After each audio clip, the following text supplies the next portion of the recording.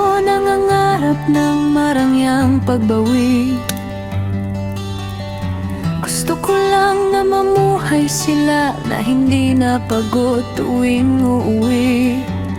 Gusto ko silang bilhan kung anong mga bagay na dati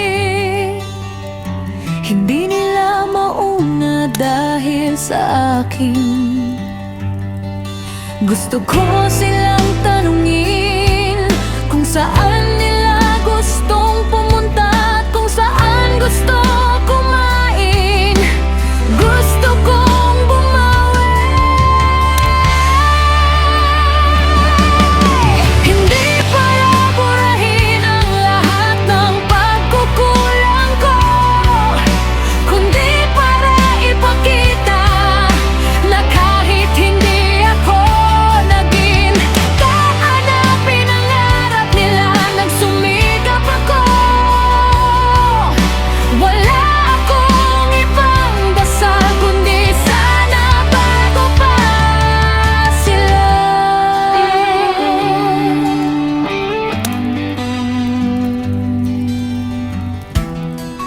Nawala ng lakas ng paningin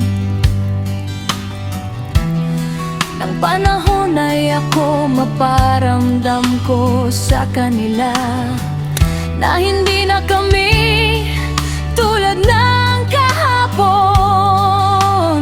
Sabihan man akong madrama o hindi, kaya ay lahat ng bagay binibigyan kong kahulugan.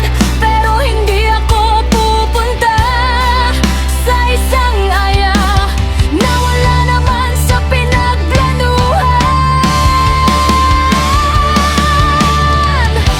Pinapasalamatan ko naman ang pag-iimbita, pero ayaw kong sumama kung para lamang maging tagasalo. Dahil walang paborito ninyong kasama, o huli na ang naisip dahil bigla na lang naalala. Ayos lang mag-isa kaysa sumiksik sa isang plano na wala naman talaga ako sa plano.